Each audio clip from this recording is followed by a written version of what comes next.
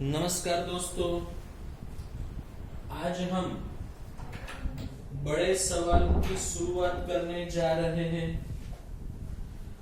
Last video में मैंने आपको अब तक लाभ हानि का नया अनुपात कैसे ज्ञात करते हैं, लाभ का अनुपात कैसे ज्ञात करते हैं, ख्याति की असर कैसे देते हैं, इसके बारे में बहुत सारे सवाल आपको समझाए।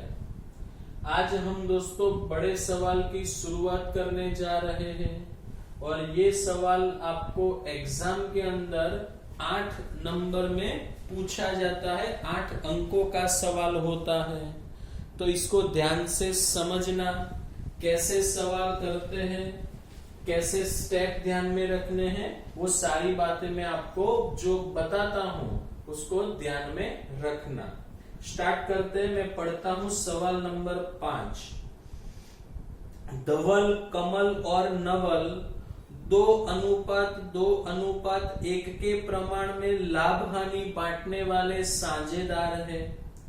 नवल तारीख 31/3/2016 के दिन निवृत्त होता है। वर्ष के अंतिम तारीख पे निवृत्त होता है। तारीख 31/3/2016 के दिन उनकी पेढ़ी की पक्की तलपट निम्न अनुसार है। पक्की तलपट हमें दी गई है दोस्तों। नीचे निवृत्ति के समय निश्चित किया गया कि 6 समायोजन हमें दिए गए हैं। नीचे कहा है रोजनामचा लिखकर आवश्यक खाते तैयार कीजिए और नई पीढ़ी की पक्की तलपट भी बनाइए। आवश्यक खाते कहा हो दोस्तों, तो आपको ये 4 बातें बनानी है और जरा क्रम याद रखना। पहले आप बनाओगे पुनः मूल्यांकन खाता, फिर साझेदारों का पूंजी खाता, फिर नगद और बैंक खाता, फिर पक्की तलपट। 1 2 3 4 इस क्रम में आपको बनाना है। सवाल कैसे करेंगे याद रखना। तो सबसे पहले आपको पूंजी की प्रारंभिक शेष लिखनी है, फिर नगद और बैंक खाते की शेष लिखनी है। पहला काम आपको ये करना है। दूसरा स्टेप, सारे समायोजन की असर दे देनी है, समायोजन की असर देनी है। तीसरा स्टेप, पक्की तलपट में जो कुछ बाकी बचा हो फिर उसका लेखा कर लेना है। बीच में आपको शुरुआत में एक और भी बात ध्यान में क्या रखनी है कि सवाल में आपके पास लाभ का अनुपात होना चाहिए। थोड़ी गणना करनी पड़ेगी। मेरे पास दोस्तों जगह कम है, फिर भी मैं ट्राई करूंगा कि आपके पास लाभ का अनुपात होना चाहिए। कुछ जरूरी रोजनामचा हो उसे भी लिखना जरूरी है। यहाँ तो आपको सारी रोजनामचा लिखने को कहा है। पुनः मूल्यांकन पर से कैसे रोजनामचा लिखते हैं वो सारी बातें मैंने आपको चौथे चैप्टर में समझाई है दोस्तों। ओके, सवाल स्टार्ट करते हैं। सबसे पहले पूंजी और नगद की शेष लिखेंगे। तो पूंजी 30,000, 20,000 और 10,000 लिखता हूं मैं दोस्तों। शेष आगे लाए।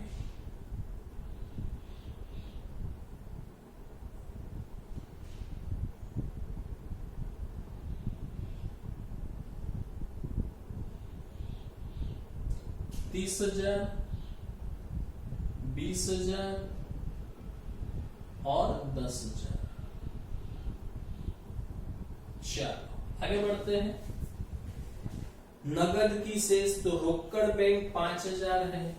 नगद की शेष उधार होती है तो उधार साइड 5,000।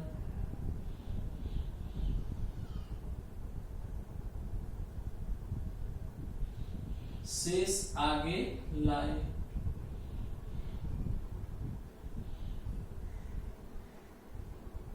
रोकड़ बैंक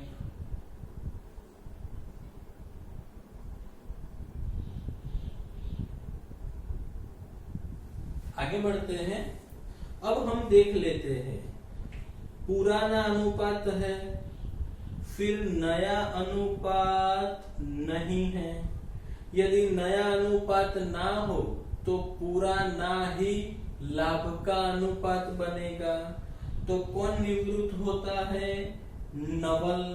तो बाकी बचे धवल और कमल, तो उनका अनुपात बनेगा 2:2, यानी 1:1। साइड में मैं लिख लेता हूं दोस्तों, गणना करके।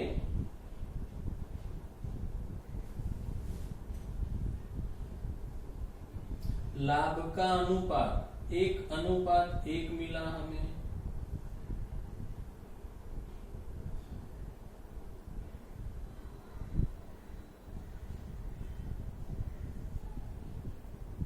ओके, आगे बढ़ते हैं अब दोस्तों। पहला समायोजन स्टार्ट करता हूं मैं। यंत्रों की कीमत 25,000 और स्टॉक की कीमत 5,000 रखनी है। यंत्र ऊपर 20,000 है, अब 25,000 गिननी है, 5,000 अधिक है। यंत्र की कीमत बढ़ेगी दोस्तों, संपत्ति की कीमत बढ़ेगी, लाभ होगा। लाभ होगा तो उधार साइड आएगा, यंत्र खाता 5,000। दूसरी असर आपने चौथे चैप्टर में सीखा हुआ है। यंत्र 20,000 है, उसके अंदर 5,000 जोड़ के आप 25,000 डायरेक्ट बार लिख सकते हैं, या 20 + 5 करके भी आप लिख सकते हो। मेरे पास जगह कम है, इसीलिए दोस्तों मैं डायरेक्ट लिखता हूं 20 + 5। स्टॉक की कीमत 5 रखनी है, ऊपर 10,000 है, अब 5,000 रखनी है, 5,000 कमी होगी। स्टॉक की कीमत घटेगी, नुकसान होगा, उधार साइड आएगा, स्टॉक खाता 5,000। 4 स्टॉक 10,000 है, उसमें से 5 घटाएंगे तो स्टॉक खाता 10 में से 5 गया, 5,000 आएगा। ओके, दूसरा समायोजन। विनियोग की कीमत ₹8,000 निश्चित हुई है। इस कीमत पर विनियोग नवल ले जाता है। तो ऊपर देखो दोस्तों, विनियोग 10,000 है, कीमत निश्चित हुई 8,000, और ये 8,000 कीमत पे विनियोग कौन ले जाता है? नवल। तो नवल लेने वाला है, नवल का पूंजी खाता उधार करेंगे 8,000। क्या ले गया दोस्तों? विनियोग। तो मैं यहां लिखूंगा विनियोग खाता। अब दोस्तों विनियोग की कीमत 10,000 है, नवल 8,000 में विनियोग ले गया है, 2,000 कम कीमत पर ले गया है, तो पेढ़ी को नुकसान होगा। तो पुनः मूल्यांकन खाते की उधार साइड लिखेंगे। पर दोस्तों हमें देखना है कि पूंजी दायित्व में देखो हमारे पास विनियोग कमी वृद्धि फंड है। तो विनियोग कमी वृद्धि फंड किस लिए रखते हैं? कि यदि विनियोग में कोई नुकसान होता हो तो उसका निपटारा किया जा सके। तो यदि हमारे पास विनियोग कमी वृद्धि फंड न होता तो हम विनियोग का नुकसान पुनः मूल्यांकन में उधार साइड 2,000 लिखते। पर यहाँ पे हमारे पास फंड है 2,500 है, 2,500, तो उसमें से 2,000 नुकसान माइनस कर देंगे और कितना फंड बचेगा? 500। तो उस फंड को हम पुराने साझेदारों के बीच में पुराने अनुपात में बांट देंगे। तो विनियोग कमी वृद्धि फंड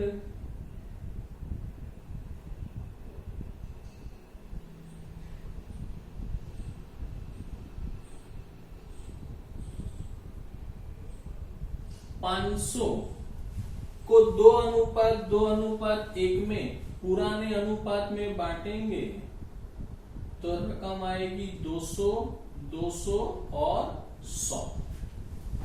ओके, आगे बढ़ते हैं। तीसरा समायोजन, लेनदारों में से 5000 का दायित्व चुकाना नहीं पड़ेगा।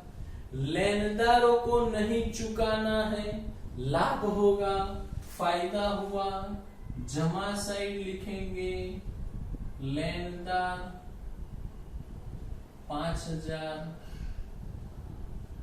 दूसरी असर पूंजी दायित्व में, लेनदार 15,500 है, उसमें से 5,000 घटा देंगे तो 10,500 आएगा।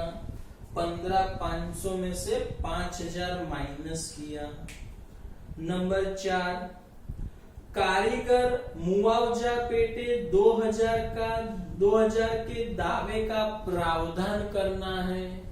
तो कारीगर मुआवजा का दावा हमारा नुकसान है तो उधार साइड आएगा, और हमारा दायित्व है, चुकाना पड़ेगा, तो दूसरी असर उसकी कहां पे आएगी?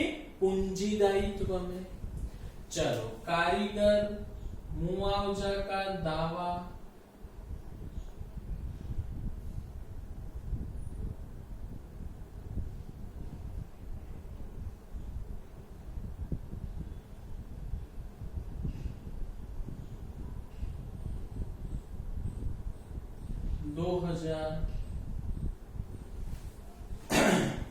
दूसरी असर पूंजी दायित्व में, कारीगर मुआवजा का दावा,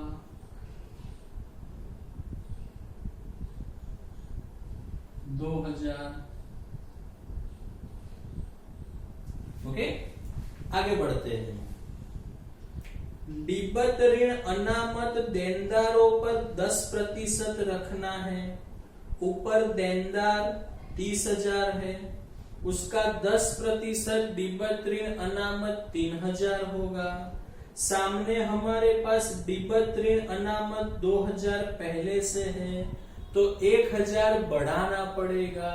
तो डिबत ऋण अनामत बढ़ेगा, प्रावधान बढ़ेगा, तो नुकसान होगा, उधार साइड लिखेंगे डिबत ऋण अनामत, डिबत ऋण अनामत कितना आएगा? 1,000 की वृद्धि करनी है। दूसरी असर देंगे देनदार,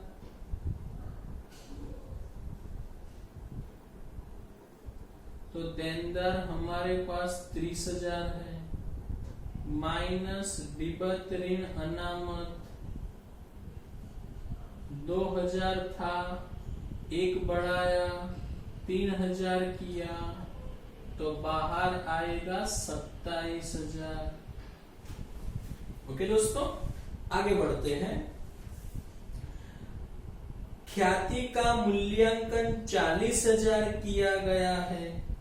तो दोस्तों नई ख्याति कितनी रखनी है? 40,000।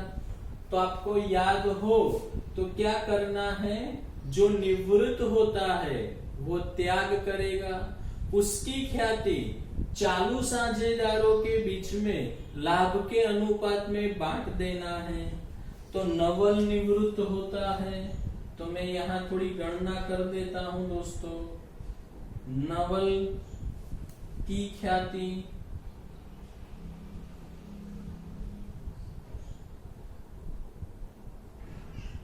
मतलब त्याग। ऐसे बहुत सारे सवाल समझाए हैं दोस्तों आपको। 40,000 गुणे 1/5, तो नवल की ख्याति यानी उसका त्याग आएगा 8,000 रुपए। अब उसको लाभ के अनुपात में बांटना है धवल और कमल के बीच। 1 मिनट दोस्तों। एक गलती है दोस्तों, ऊपर उसने नाम लिखा है धवल कमल नवल और नीचे दोस्तों उसने लिखा है धवल नवल कमल। तो मैं इसको दोस्तों बदल देता हूं।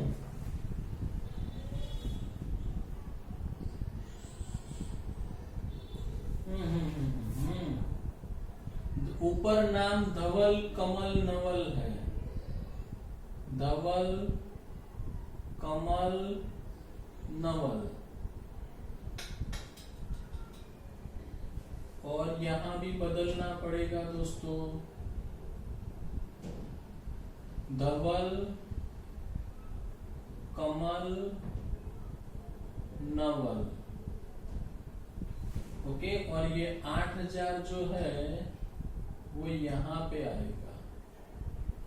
ओके, एक मिनट दोस्तों, मैं जरा थोड़ा चेक भी कर लेता हूं।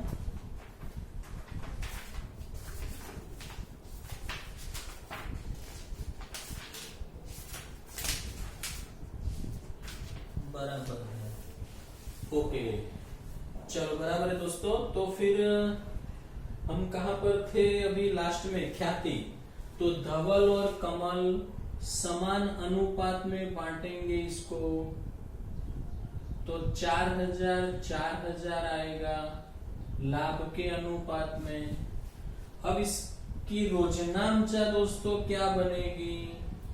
तो धवल का पूंजी खाता उधार, कमल का पूंजी खाता उधार, नवल के पूंजी खाते से 4000, 4000 और 8000। ओके दोस्तों, चलो अब इसकी खत्मनी करते हैं। धवल के पूंजी खाते की उधार साइड 4000, धवल में उधार 4000, कमल में उधार 4000, धवल कमल में उधार, सामने लिखेंगे नवल का पूंजी खाता,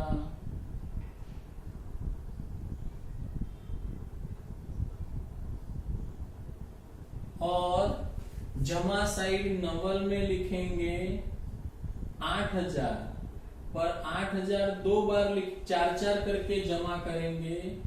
एक 4 के सामने धवल का पूंजी खाता, दूसरे 4 में कमल का पूंजी खाता। ओके दोस्तों, आगे बढ़ते हैं। समायोजन सब खत्म हो गए। पूंजी दायित्व में सामान्य अनामत बाकी है 5000, बांट देते हैं उसको। सामान्य अनामत 2:2:1, तो 2000, 2000, 1000। विनियोग आ गया, डिबत ऋण आ गया, लेनदार आ गया। अब संपत्ति लेना में पुरानी ख्याति, उसे भी बांट देंगे। तो ख्याति बांटेंगे, याद करो मैंने आगे सवाल समझाए थे, उसमें ख्याति खाता जमा करेंगे और तीनों साझेदारों का पूंजी खाता उधार करेंगे। तो पूंजी खाते की उधार साइड 2:2:1 में 10,000 को बांटेंगे, तो 4000, 4000, 2000 आएगा। ख्याति खाता, ये दोस्तों पुरानी ख्याति है, याद रखना। नई ख्याति में से क्या किया? धवल की ख्याति ज्ञात की, मतलब धवल का त्याग ज्ञात किया, उसको चालू साझेदारों के बीच में लाभ के अनुपात में बांट दिया। आगे बढ़ते हैं दोस्तों। यंत्र आ गया, विनियोग आ गया, देनदार आ गया, स्टॉक, रोकड़ सब आ गया। अब कुछ बाकी नहीं है, तो पुनः मूल्यांकन खाता बंद करेंगे। जिस साइड का टोटल अधिक हो वो पहले करेंगे 10,000, दोनों साइड रखते हैं 10,000, 8,000 घटाएंगे तो 2,000 लाभ बचेगा। वितरण पात्र लाभ है चलो तीनों साझेदारों के बीच में बांटेंगे। धवल, कमल, नवल। तो 2:2:1 में बांटेंगे तो 800 और 400 आएगा। लाभ हम ले जाएंगे जमा साइड पूंजी खाते की, पुनः मूल्यांकन खाता 800, 400। अब सबसे पहले जो साझेदार निवृत्त होता है उसका खाता हम पहले बंद करेंगे। जो साझेदार निवृत्त होता है उसका खाता पहले बंद करेंगे। तो 10, 19,500 दोनों साइड रखेंगे 19,500। उधार साइड का टोटल है 8 और 2 10, 10,000 घटाएंगे 9,500 बचेगा। तो नवल की शेष बचती है 9,500। निवृत्त साझेदार की जो शेष बचेगी उसको हम कहेंगे उसकी लेनी रकम। क्या कहेंगे? लेनी रकम। अब सवाल में कुछ कहा नहीं है कि लेनी रकम का क्या करना है, तो ना कहा हो तो हम इसको लोन के रूप में रखेंगे।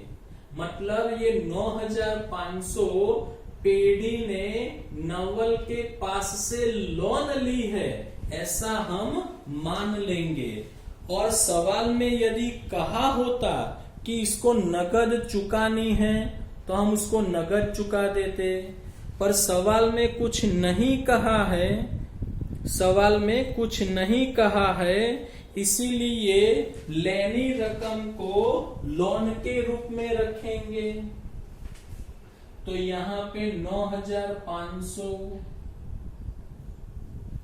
सामने लिखना है नवल की लोन, और लोन ली है तो दूसरी असर आएगी पूंजी दायित्व में। नवल की लोन 9,500। चलो अब बाकी के दो साझेदारों के खाते बंद करेंगे। 30, 32 और 33,000, 20, 22 और यहाँ 23,000।